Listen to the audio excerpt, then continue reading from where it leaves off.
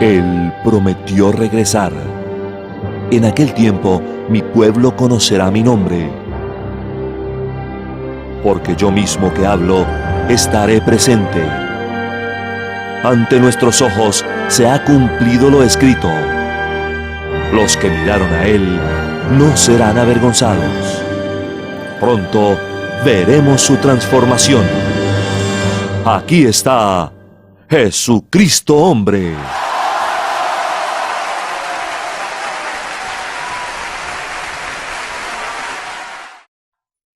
Hechos 20:24 dice: pero de ninguna cosa hago caso. ¿Por qué él tiene que decir que a ninguna cosa hago caso? Que le estaban llegando muchas cosas que llaman la atención y que molestan. Oye, qué administración me dio, mira, pero de ninguna cosa hago caso. Ni estimo preciosa mi vida para mí mismo. Oye, eso es con tal que acabe mi carrera con gozo y el ministerio que recibí del Señor Jesús para dar testimonio del evangelio de la ley de Moisés.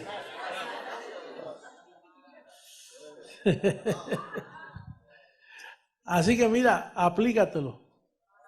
No hagas caso de lo que están diciendo de ti. Bueno, y hoy tenemos un tema. ¿Qué tema? Oh, Dios. Digo, no es un tema apocalíptico tampoco,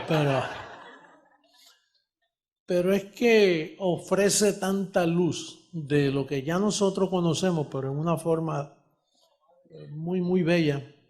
Vamos a buscar a Gálatas capítulo 3, versos 23 al 25 y vamos a hablar ustedes y yo un ratito y compartirlo, ¿no? En una forma sencilla. Pero antes que viniese la fe,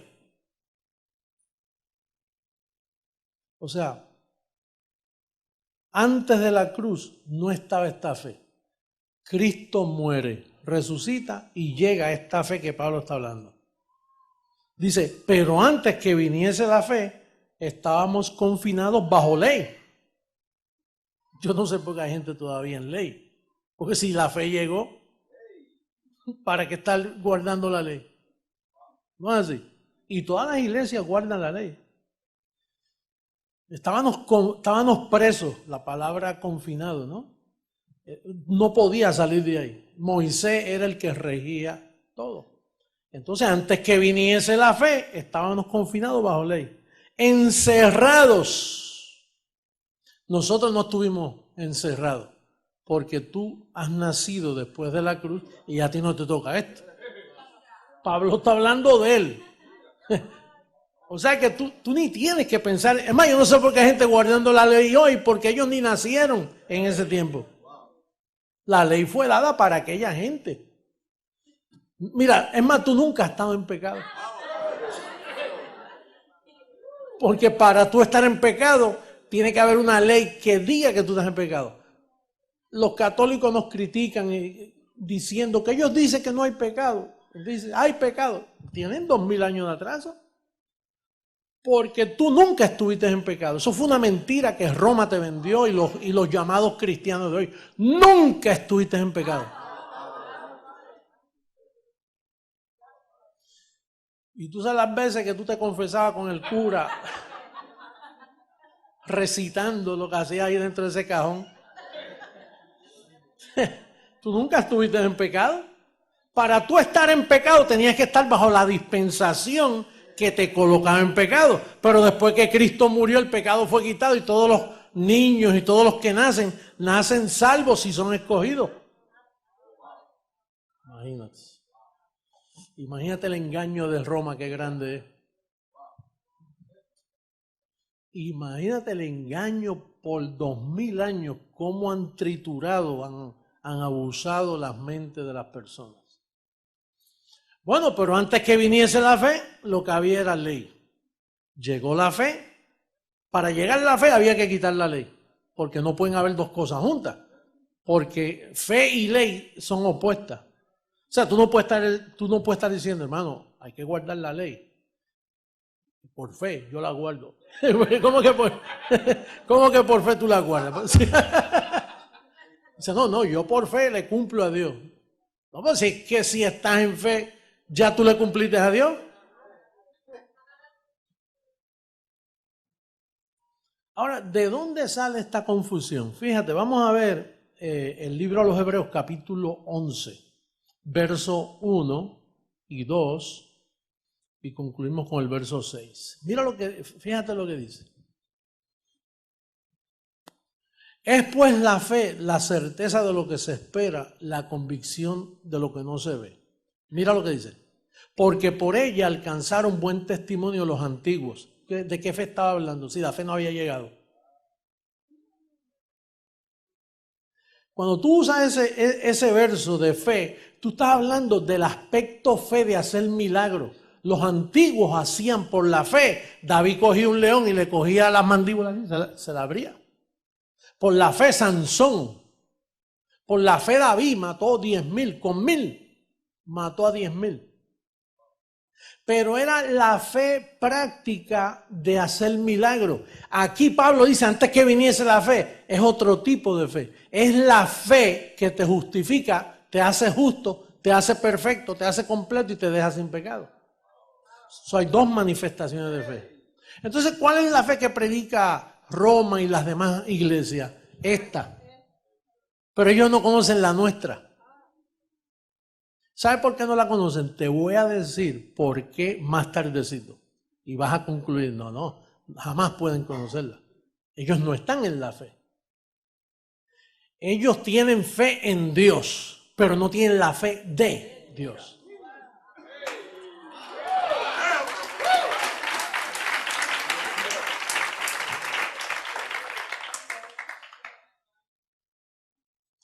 Sí, porque la fe que predicaba Pablo, cuando él dice, antes que viniese la fe, aunque ya había fe para hacer milagros, fe en Dios para la convicción de lo que no se ve y decir sí es. Antes que viniese esta fe, el único que la experimentó fue Pablo. Los apóstoles no tenían este tipo de fe. Los 11 apóstoles no eran ni salvos. Nunca fueron salvos. Tú no ves que, fíjate si es así, esta fe es un don que tú no puedes tener poca ni mucho. Ahora, la fe que tenían los apóstoles, ellos decían, aumentanos la fe, porque aquella se puede aumentar, pero esta no, porque esta llega completa.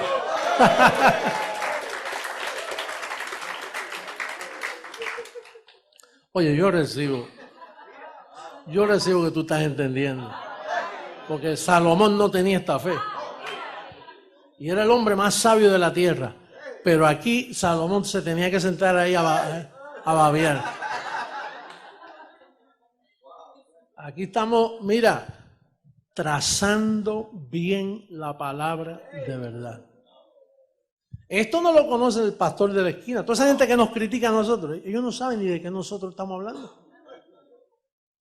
¿Sabe por qué? Porque ellos tienen un velo. Y ellos piensan que tienen esta fe, pero ellos no la tienen. Por eso es que viven por obra. Por eso piensan que la salvación se pierde, porque ellos nunca han llegado a esta fe que estamos hablando.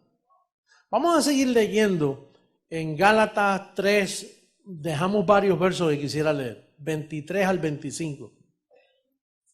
Mira lo que dice. Pero antes que viniese la fe, estábamos confinados bajo la ley, encerrados para aquella fe que iba a ser revelada. Verso 24. De manera que la ley ha sido nuestro guía, nuestro ayo. Y ayo es como un jefe, como alguien que te hostiga, que te lleva. Un maestro que te lleva. O sea, la ley fue dada para llevarte a esto, porque la ley sabía que tú no ibas a poder cumplirla. Dice, de manera que la ley ha sido nuestro guía, nuestro maestro, nuestro ayo, para llevarnos ¿a quién? A Cristo. ¿Y en qué forma te guía? Pues hablándote, diciendo, ¿puedes cumplir la ley? Tú dices, no puedo. Pues no seas estúpido, métete en fe. Vas a seguir tratando. Es un maestro que te dice, ¿cómo tú pretendes cumplirle a Dios? Métete en Cristo, que Él la cumplió por ti. En esa forma es un maestro. Te dice, nuestro ayo para llevarnos a Cristo, a fin de que fuésemos justificados. ¿Por qué? Por la fe que venía. Próximo verso. Pero venida la fe, ¿qué dice? Ya no estamos bajo maestros, tutores, ya no estamos bajo ley, porque llegó ¿qué? La fe que salva, la fe que te justifica, la fe que dice, tú estás perfecto, mi amor, tú estás limpio, santificado, completo, prosperado, sentado en lugares celestiales. Oye, tienes todo el paquete de Dios a favor tuyo.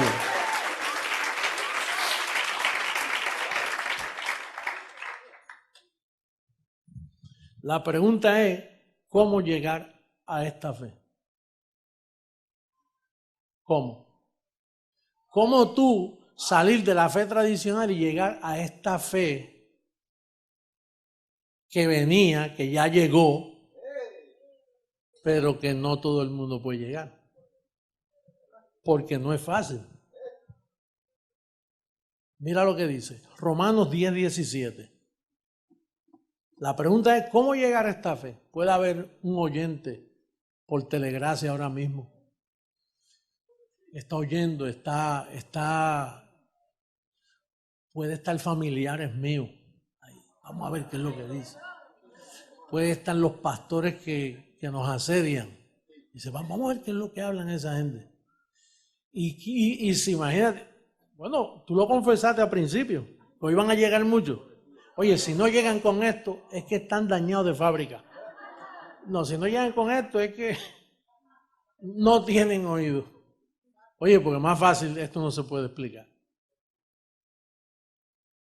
Mira lo que dice el verso 17. Así que la fe, no la fe de los antiguos, esta fe, la que salva, la que te justifica. Así que la fe es, ¿por qué? ¿Por qué? No por el leer. Tú sabes que los evangélicos por ahí se meten a una universidad y dicen, vamos a crecer en fe, vamos a estudiar la Biblia. No es leyendo. Tú puedes leer toda la Biblia. Tú sabes la gente que han leído la Biblia. Yo leo la Biblia 9 veces. Yo 10. Peor. Peor, porque entonces lees la letra y el velo se te afinca más. Se te pone como una careta esa que para sacarla.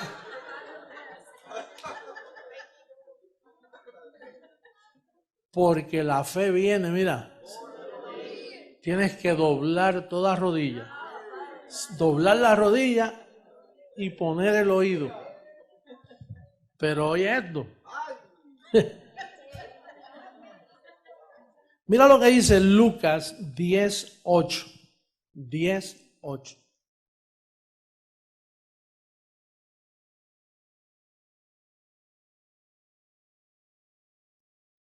Me equivoqué, 18:8. No tenía los lentes, tú sabes. Vi las dos barriguitas del 8 como una.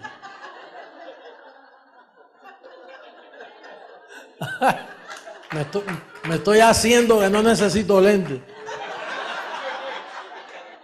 Pero me descubrí yo mismo.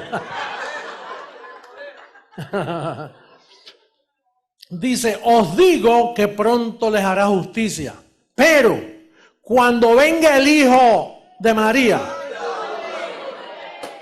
¿el Hijo de quién? Era hijo de hombre, no hijo de María y José. Cuando venga el Hijo del Hombre, ¿hallará fe en la tierra? ¿De qué fe estaba hablando?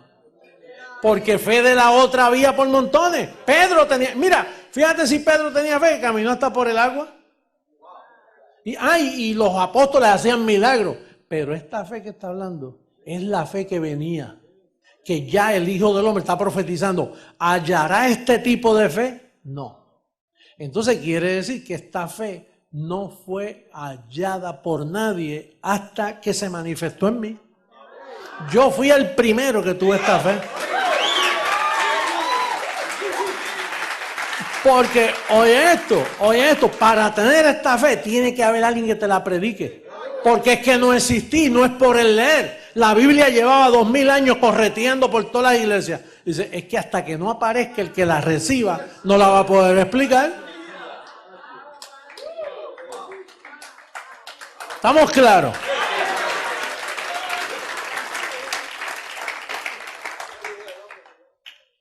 Mira lo que dice ahí mismo en Romanos capítulo 10, creo que es del verso 15 a 14 en adelante. Vamos al 14. ¿Cómo pues invocarán a aquel el cual no han creído? ¿Y cómo creerán en aquel de quien no han oído? ¿Y cómo oirán sin haber quien les predique? Tenía que venir alguien a predicarlo. Pero en 2000 años nadie había predicado este tipo de fe que yo estoy hablando en esta noche. La gente habla de la otra fe, yo había oído también un montón. Es más, hay gente que ni van a la iglesia, yo tengo una fe ciega en el Señor. Y bien ciega que está. Yo creo firmemente que hay un Dios. Todo el mundo cree en Dios. Hasta Satanás, antes de liquidarlo, creía en Dios, pues seguro, si él fue el creador del. No, y tú vas a todas las prisiones y ¿usted cree en Dios? Claro. Más los otros días yo estaba oyendo ahí en un programa en América TV, un tal Benítez que vino de España. Y entonces Oscar de esa, ¿qué se llama? Oscar Asa le preguntaba, dígame una cosa que usted recomienda. Bueno, yo recomiendo que nadie vaya a la iglesia. Porque, por ejemplo, yo creo firmemente en Dios. Él tenía fe en Dios. No la fe de Dios, pero en Dios él cree. Dice, pero usted recomienda que nadie. Entonces las iglesias, bueno, es que Jesucristo no hizo ninguna de esas iglesias. Y entonces el hombre, pero entonces usted no cree. O sea, no cree que hay que ir a la iglesia, ni cree que son hechas por Dios. Ninguna fue hecha por Dios. La iglesia de Jesucristo no es así. La iglesia de Jesucristo es un gobierno que viene, que ya está, pero que él no la ha visto. Él estaba hablando de mí sin darse cuenta.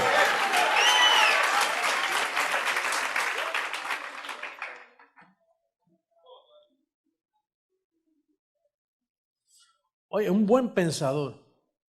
De hecho, me gustó cómo habló. No pude quitar la vista de él. Yo mismo, porque tenía confundido a Oscar Asa. Dice, ahora sí que estoy confundido. Y te vas a seguir confundiendo porque el hombre es un buen pensador. No tiene la fe todavía, pero él ya dudó de todo el sistema religioso. Y hace muy bien con eso. Porque yo recomiendo que no vaya nadie, pero que nadie se tire al día, que se queden en sus casas, piensen, y ahí está Dios con ellos. Bueno. Sin embargo, él dice, viene un gobierno que Dios va a... Porque cree en Dios, fíjate, él no es ateo, él cree. Lo único que no cree en lo que está establecido. Y hace muy bien, porque eso sí que es perder el tiempo. Ir a la iglesia hoy, prefiero irme a una fiesta, muchachos. Prefiero irme a cualquier sitio, menos a la iglesia. Porque es que eso no es iglesia. Te están vendiendo gato por liebre. Te están diciendo, ven a la iglesia y no es iglesia, te engañan. Por lo tanto, ir a dónde? A menos que sea creciendo en gracia. Aquí sí, aquí hay material para eso. Vamos a ver, porque convienen estos versos, segunda carta a los Corintios, capítulo 3, verso 14 al 16. Pero el entendimiento de ellos se embotó, porque hasta el día de hoy, cuando leen el antiguo pacto, les queda el mismo velo no descubierto, el cual por Cristo es quitado. ¿Y cómo Cristo quita ese velo? Predicando. Yo predico, tú escuchas y se te puede caer el velo. Yo recibo que se le está cayendo el velo ahora a montones de bendecidos. Oye, y a mí lo que me llama la atención es que Isaías, sin estar presente, fíjense lo que es el profeta. El profeta es una persona que aparentemente predica un disparate y después se va para la casa y se muerde los labios, se da en la cara él mismo, se siente mal. Tú sabes que a mí me ha pasado, eso yo he dicho cosas y cuando llego a mi casa llego con ganas de romper algo. ¿Por qué dije esto? Qué estúpido soy. Me llama un montón de... Pasan 3 meses y anda, por eso fue que yo dije eso. Entonces Isaías, vamos a buscar Isaías 25, verso 7. Él habló esto y yo me imagino que le cayó en su mente después una tristeza. Porque él ya venía profetizando algo que iba a tardar miles de años en cumplirse. Dice el verso 7 de Isaías 25, y destruirá en este monte la cubierta con que están cubiertos todos los pueblos, que es la ley, y el velo que envuelve. Sí, cuando dice el velo que envuelve a todas las naciones, no se podía cumplir en aquel tiempo, porque todas las naciones no se había multiplicado la raza. Pero entonces, ese velo que envuelve a todas las naciones, lo menos que la gente se imagina que es Jesús de Nazaret. ¡Qué espectáculo! Ese es el código Miranda, porque eso nadie lo sabía. O sea, que Jesús de Nazaret es el estorbo, ese es tu estorbo. De hecho, ¿por qué a Pablo se le llamó anticristo? Porque él tocó ese velo. ¿Sabes que a él no le hicieron caso? Él no convenció a nadie. Pablo tocó ese velo. Dijo, para que seáis de otro, del que resucitó. Ahí mismo. Fuera. No se puede escuchar más a este hombre. Y los mismos apóstoles lo liquidaron, le taparon la boca, escribieron cartas después de él para que no creyeran en él.